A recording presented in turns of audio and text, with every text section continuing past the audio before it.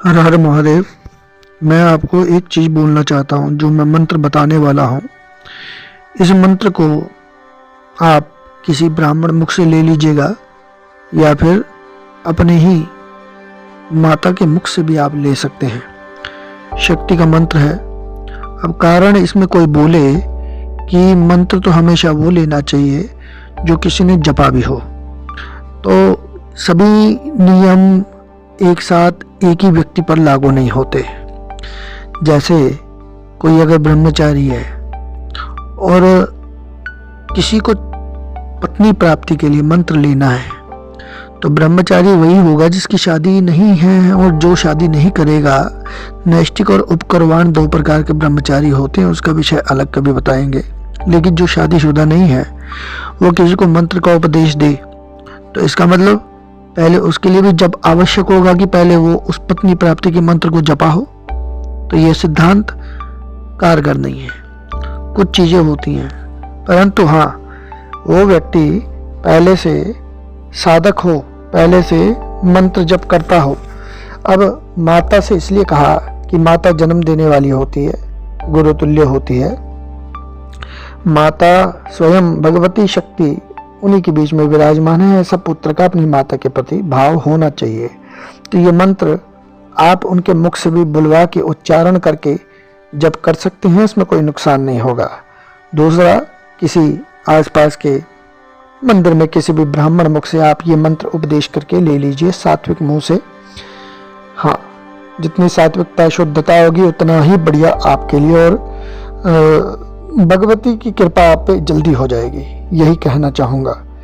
9 दिन के नवरात्रे हैं। आजकल बहुत समस्या हो गई है। यह मंत्र मैंने 36 वर्ष के एक व्यक्ति के लिए उपयोग किया था, और डॉक्टर था, सर्जन की उसने पढ़ाई की थी।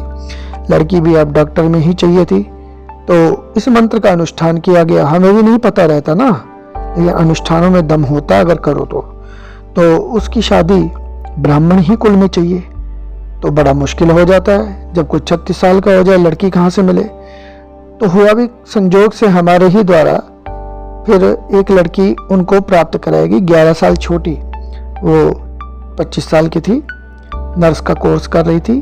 अब कहने का मतलब है तो फील्ड से जुड़ी। आज वो दोनों एक साथ बैठे हैं, अपने कैबिन लगाकर अलग अलग देख रहे हैं मरीजों को, पेशेंट्स को। तो इसलिए मंत्र में शक्ति है। जो मंत्र मैं आपको बताने वाला हूँ, इस मंत्र का अनुष्ठान जब आप 9 दिन करें तो याद रखिए, अगर आपने एक दिन में जितनी माला जप की है, 9 दिन में उतनी ही माला जप करनी है। ज़्यादा या कम के हिसाब से नहीं करना है, एक ही समान मात्रा होनी चाहिए। 9 दिन में आप इसका एक विशेष अखंड दीपक, रक्षा दीप जलाएं। और आसन शुद्धि और आचमनी का ये मैंने वीडियो बना ही रखा है कि पूजन में कैसे बैठे। तो और भी अन्य तरीके हैं, लेकिन उस विषय में जाऊंगा तो लंबा वीडियो हो जाएगा। इस मंत्र को आपने जप करना है, और कोई भी मंत्र जो है, जब तक आप उसके उच्चारणों को शुद्ध नहीं रखोगे तो आपका फिर वो जप पूरा नहीं होगा। उच्चारण मैं कर रहा हूँ, आप उसको ब्राह्मण मुख से भी सुन के या माता के मुख से सुन के कर सकते हैं। वो मंत्र आप गौर से सुनिए। और शक्ति का मंत्र रात्रि में हमेशा स्फटिक की माला से होना चाहिए। अगर दिन में करते हैं तो रुद्राक्ष की माला भी चलेगी। प्राण प्रतिष्ठित माला होनी चाहिए, नहीं तो ब्राह्मण से करवा लीजिएगा। दूसरा, अब मंत्र सुन लीजिए। पत्नीम मनोरमाम देहि मनोवृत्तानुसारिणीम तारिणीम दुर्ग संसार सागरस्य कुलोद्भवाम। और अगर आप इसमें एक संपुटित मंत्र, ये जो बीज अक्षर आपके सामने है, ये भी ब्राह्मण के मुख से उच्चारण करवा लें, तो फिर इस बीज मंत्र को आगे और पीछे, शुरुआत में और अंत में लगाना है संपुटित करके। जैसे बीज मंत्र बोला, फिर मंत्र बोला, पत्नी मनोरमाम देहि मनोवृत्तानुसारिणीम तारिणीम दुर्ग संसार सागरस्य कुलोद्भवाम, फिर बीज मंत्र। इस प्रकार से अगर आप संपुटित करेंगे, ये तो बीज मंत्र जो है काम का है, आकर्षण का है, तो आपके उस मंत्र में तेजी आ जाएगी, उसका और ज्यादा चमत्कारिक प्रभाव बढ़ जाएगा।